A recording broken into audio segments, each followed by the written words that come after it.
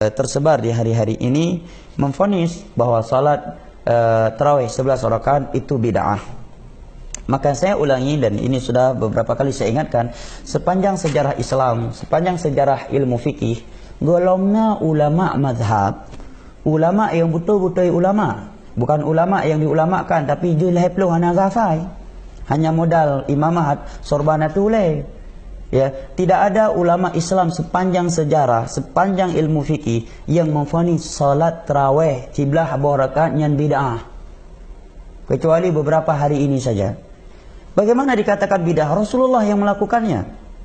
Ya, dia menyatakan yang hadis Jabir gejak masjid wate sumayang sisa 11 rakaat tu. Ya, menan le getubit sahabat Jabir ge pegah legean. Iya aku bak warung-warung kopi, jamannya kafe espresso, kafe arabica pegah legean. Karena Jabirnya orang ji galak pegah haba, orang kuat pegah haba. Gejak dia aku kono kedai bawa warung ji ke pegah solat bina.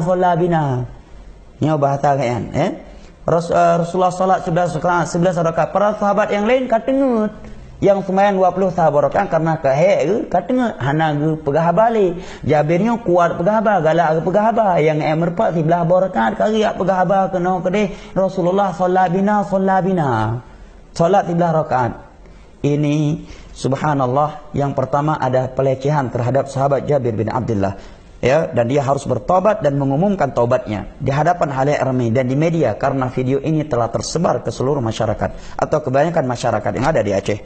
Karena Allah berfirman, innal ladzina tabu wa aslahu wa bayyanu fa ulaika yatubullahu alaihim, kecuali orang-orang yang bertobat kemudian memperbaiki kesalahan dan menjelaskan kesalahannya. Tidak cukup dia menyatakan saya sudah bertobat, dia harus klarifikasi dan dia harus jelaskan. Dia telah melecehkan, dia bagaimana dia pegah haba sahabat Nabi kuat pegah haba. Orang kuat pegah haba berarti dia kan tidak sempurna imannya. Karena Nabi menyatakan man kana yu'minu billahi wal yaumil akhir falyakun khairan aw liyasmut. Barang siapa yang beriman kepada Allah dan hari akhir, hendaknya dia mengucapkan kebaikan atau diam. Hadis Bukhari Muslim. Dan mereka para sahabat Nabi adalah orang-orang yang sangat menjaga lisan mereka. Mereka tidak mengeluarkan kalimat kecuali kalimat itu bermanfaat buat dunia dan akhirat mereka. Mereka adalah orang-orang yang sangat menjaga lisan mereka. Mereka adalah orang-orang yang sangat menjaga waktu mereka. Yang kedua, ini kedustaan. Tidak ada hadis yang menerangkan Jabir seperti itu. Hadis dalam riwayat Imam Abu Daud dari Jabir bin Abdullah, beliau hanya menerangkan Nabi beberapa malam salat. Ya, kemudian beberapa malam berikutnya tidak salat, kemudian salat lagi, kemudian tidak lagi. Kemudian ditunggu oleh kaum muslimin. Rupanya beliau tidak keluar. Kemudian Nabi menyatakan, saya khawatir akan diwajibkan kepada kalian. Bukan Jabir yang meriwayatkan hadis 11 rakaat, yang meriwayatkan hadis 11 rakaat itu Aisyah radhiyallahu anha, bukan Jabir. Bukan Jabir, tapi Aisyah radhiyallahu anha. Ya. Dalam Bukhari Muslim dan juga sahabat Abdullah bin Abbas, dengan ditambah 2 rakaat pembuka atau 2 rakaat sunnah fajar, sehingga dalam riwayat Abdullah bin Abbas beliau menggabungnya, maka beliau menyatakan 13 rakaat. Jadi meriwayatkannya bukan Jabir. Maka Cina buka hati dah pegah abah, dah fikir-fikir lah pelembab agama.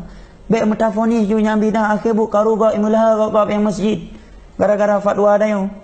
Ya. Yang meriwayatkan 11 rakaat bukan Jabir tapi Aisyah radhiyallahu anha dan Abdullah bin Abbas. Hadisnya Bukhari Muslim. Dan para ulama menerimanya. Tidak ada yang membantahnya, tidak ada yang menyatakan ya sebagaimana apa yang kita orang tersebut katakan. Bahkan Aisyah menegaskan, maka Rasulullah sallallahu alaihi wasallam yazidu ala 11 rakaat fi Ramadan wala fi ghairi Ramadan. Nabi tidak pernah melakukan salat malam lebih 11 rakaat di Ramadan atau di luar Ramadan. Aisyah adalah istri beliau. Rumah beliau, kamar beliau menempel dengan Masjid Nabawi. Sehingga beliau bisa mengetahuinya dengan pasti. Kalau mungkin andai kata benar hadis Jabir tadi itu ada, mungkin bisa kita katakan mungkin yang Jabir lihat waktu itu 11 rakaat. Beliau tidak melihat Nabi ketika melakukan 21. Dan sekarang yang mengucapkannya Aisyah. Beliau menyatakan tidak di Ramadan dan tidak di luar Ramadan. Beliau istrinya Nabi. Nabi salat malam di kamarnya beliau saksikan. Dan kamar beliau menempel ya di samping Masjid Nabawi. Ya. Dan itu pun andai kata hadis Jabir itu memang benar adanya, benar Jabir berkata demikian, memang ada hadis, tidak mungkin sahabat Jabir tidak mengetahui bahwa beliau datang masbuk. Semua tidak mungkin. Karena mungkin nggak ada orang datang di pertengahan sholat tarawih, selesai sholat tarawih dia tidak tahu dirinya itu datang di pertengahan. Ya misalkan ada orang datang di pertengahan tarawih, dia dapatnya cuma 5 rakaat. Apakah mungkin dia akan menyatakan sholat tarawih malam ini 5 rakaat? Sedangkan dia datang di pertengahannya, dia tidak tahu dirinya itu telah terluput dari sekian rakaat. Nggak masuk akal. Apalagi sahabat Jabir, yang mana mereka adalah orang-orang yang sangat detail dalam meriwayatkan hadis. Coba perhatikan riwayat Jabir bin Abdullah tentang sifat hajinya Nabi. Dari mulai Nabi keluar dari Madinah sampai ke Mekah, sampai pulang lagi ke Madinah. Sahabat Jabir adalah satu-satunya sahabat meriwayatkan sifat haji Nabi secara terperinci. Sangat-sangat detail. Baju Nabi warna apa, baju Nabi itu disebutkan oleh Jabir. Bahkan Nabi pernah berdiri, pernah duduk, pernah naik onta, itu disebutkan oleh Jabir. Beliau mampir di mana, beliau ucapkan apa, keluar masuknya beliau ke kemah beliau, ya. Itu disebutkan oleh Jabir. Beliau memakai pakaian yang berwarna merah ketika keluar dari kemahnya dan seterusnya. Disebutkan dengan detail. Sehingga nggak mungkin Jabir sholat tarawih, datang di pertengahan tarawih, kemudian beliau meriwayatkan kepada umat ini apa yang beliau dapatkan dari sholat tarawih yang tersisa, dan beliau tidak meriwayatkan, tidak sadar dirinya itu terluput dari beberapa rakaat sebelumnya. Sungguh nggak mungkin. Dan yang lebih parah lagi, dia menyatakan bahwa Imam Bukhari, yang lucunya Imam Bukhari meriwayatkan hadis ini 11 rakaat, tapi ngang puput 20 sabah rakaat. Pertanyaan Pak ni depa semayang tajandra ni nan 20 sabah rakaat. Ini butuh bukti. Mana riwayat? Harus ada riwayat yang sahih bahwa Imam Bukhari salat 21 rakaat setelah meriwayatkannya. Dan yang lebih parah lagi, dia mencela Imam Bukhari, menyatakan Imam Bukhari itu muqallid. Perlu kita ketahui, kalimat muqallid ini kalimat celaan, bukan kalimat pujian. Muqallid itu artinya ittiba'u man laisa bihujjah bighairi hujjah, membeo, ngekor tanpa dalil. Itu taklid. Orang yang muqallid adalah membeo, ngekor, ngikut orang lain walaupun tanpa dalil. Itu muqallid. Tingkat syekh-syekh saja, tingkat ustaz-ustaz saja enggak muqallid dalam kebanyakan hukum, apalagi tingkatnya Imam Bukhari. Dan seluruh ulama yang datang di masa Imam Bukhari dan setelah Imam Bukhari, semua mereka menyatakan Imam Bukhari ulama hadis, imam, mujtahid, ahli hadis. Ahli hadis kok muqallid?